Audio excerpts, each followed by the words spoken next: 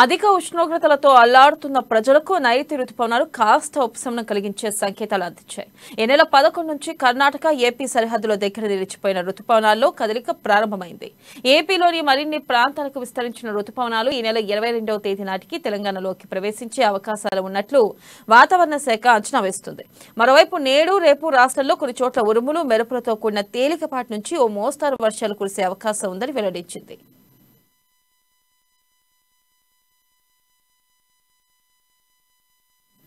ఇక మరోవైపు రాష్ట్రంలో ఎండల తీవ్రత కొనసాగుతుంది. పలు చోట్ల సాధారణం కన్నా అధికంగా ఉష్ణోగ్రతలు నమోదయ్యాయి. ఖమ్మం, రామగుండం, మెదక్, భద్రాచలం ప్రాంతాల్లో సాధారణం కన్నా 6 డిగ్రీలకు పైగా నమోదయ్యాయి. 13 జిల్లాల్లోని 36 మండలాల్లో వడగాళ్లు వీచాయి. 10 మండలాల్లో తీవ్రత ఎక్కువగా మొదలైంది.